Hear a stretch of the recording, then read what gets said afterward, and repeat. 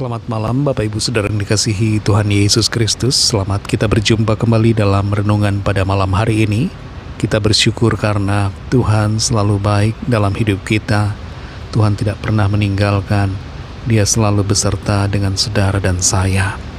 Sebelum kita mendengarkan kebenaran firman Tuhan, mari kita berdoa. Bapa, dalam nama Tuhan Yesus Kristus, Tuhan dan Allah kami yang hidup, Tuhan yang selalu ada beserta, yang tidak pernah meninggalkan. Kami bersyukur karena penyertaan Tuhan sepanjang hari ini yang telah memampukan kami semua. Saat ini kami mau mendengar kembali akan sabda firman Tuhan.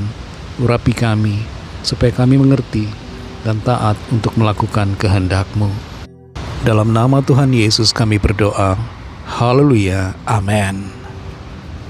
Saudara yang dikasihi Tuhan, ayat firman Tuhan saat ini terdapat dalam kitab Mazmur pasal 143 ayat 5-6.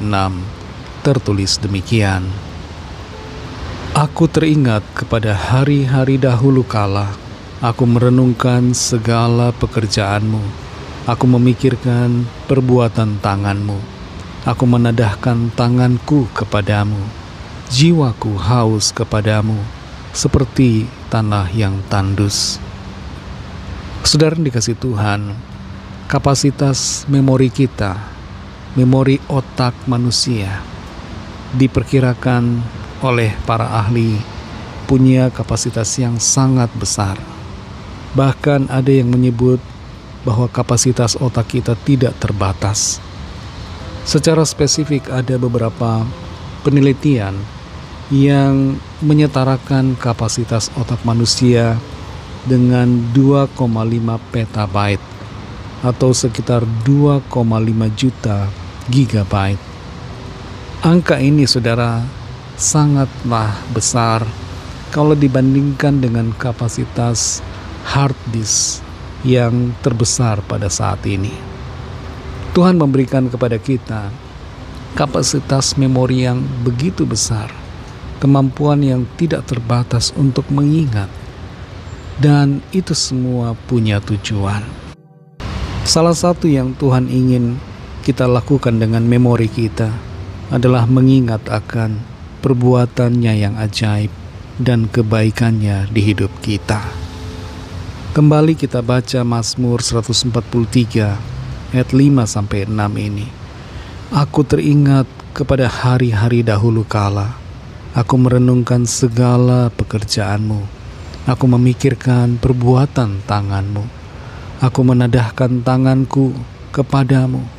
Jiwaku haus kepadamu, seperti tanah yang tandus. Di sini, saudara, di dalam Mazmur pasal 143, kita baca dan kita perhatikan bagaimana pemazmur mengalami situasi keadaan yang menderita.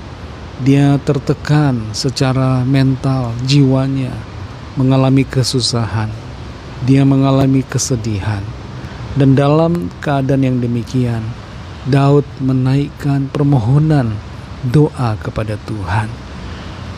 Keadaan situasi yang sulit ini memberikan pilihan bagi pemazmur, apakah stuck dengan keadaan tertekan yang membuat jiwanya gelisah, atau mengingat kembali akan perbuatan Tuhan serta percaya kepada Tuhan.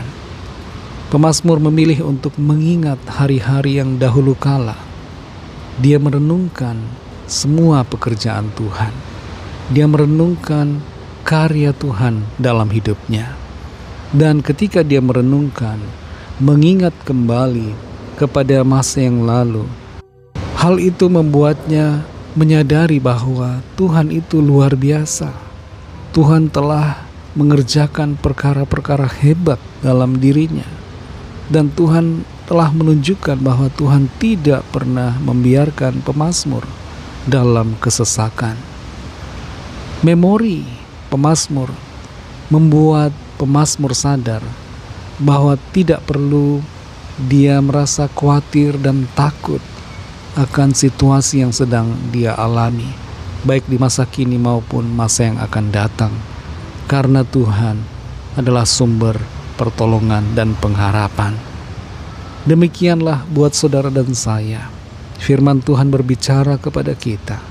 Ketika kita alami situasi sulit saat ini, ketika kita alami tekanan, ketika hati kita sedang gelisah, sedang kacau, sedang down, sedang gundah gulana, mari ingat kembali akan perbuatan-perbuatan ajaib Tuhan di masa lalu.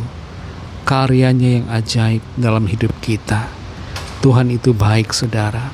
Dia tidak pernah meninggalkan kita. Selalu ada rencana yang indah di balik semua yang terjadi, yang diizinkan Tuhan. Mari singkirkan kekhawatiran, kembali bersemangat, ingat karya Tuhan. Tuhan punya rancangan indah, rancangan sempurna buat saudara dan saya. Mari kita berdoa. Terima kasih Tuhan Yesus, kami mengucap syukur Bapa, oleh karena Engkau memberikan kami kesukaan, sukacita yang melampaui segala akal. Ketika kami mengingat akan karya-Mu di masa lalu, ketika kami merenungkan kembali perbuatan-perbuatan tangan Tuhan, Engkau nyata Tuhan sebagai pribadi yang sangat baik buat kami. Engkau tidak pernah meninggalkan. Di balik penderitaan, di balik kesukaran, ada maksud Tuhan yang indah, maksud Tuhan dan tujuan yang baik. Tolong kami Tuhan untuk selalu percaya, tidak khawatir, tidak lemah, tidak putus asa, tapi semangat kembali karena mengingat akan Tuhan yang telah berkarya, Engkau yang telah berbuat dan melimpahi kami akan kebaikan demi kebaikan. Terima kasih Tuhan. Kami bersyukur untuk firman-Mu, bersyukur untuk kekuatan dan sukacita yang Tuhan berikan. Berkati kami Tuhan di sepanjang malam hari ini. Pimpin dan sertai kami. Berikan kami tidur yang nyenyak dan bangunkan kembali besok pagi dengan kekuatan yang baru. Kembali kami berdoa saat ini bagi yang sedang dalam keadaan sakit, yang lemah, yang dalam pergumulan.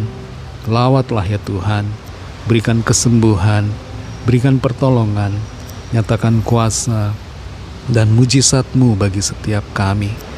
Kami serahkan semua ke dalam tangan kasih-Mu, dalam nama-Mu yang kudus, nama Tuhan Yesus Kristus.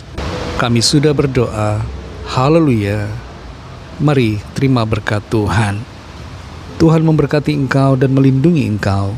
Tuhan menyinari engkau dengan wajah-Nya dan memberikan kasih karunia. Tuhan menghadapkan wajah-Nya kepadamu dan memberikan damai sejahtera. Berkat anugerah Allah Bapa, kasih karunia dari Tuhan Yesus Kristus, dalam persekutuan dengan Roh Kudus, menyertai kita semua, sekarang ini dan sampai Maranatha Tuhan Yesus datang kembali, dan bahkan sampai selama-lamanya. Dalam berkat nama Tuhan Yesus Kristus, haleluya, amin. Puji Tuhan, saudara yang dikasih Tuhan, saya percaya firman Tuhan menjadi berkat dan kekuatan buat saudara semua, dan Roh Kudus akan menolong saudara untuk lebih lagi memahami kebenaran firman Tuhan dan hidup selalu dalam kemenangan. Tuhan Yesus memberkati saudara semua. Sampai jumpa dalam renungan yang berikutnya. Haleluya.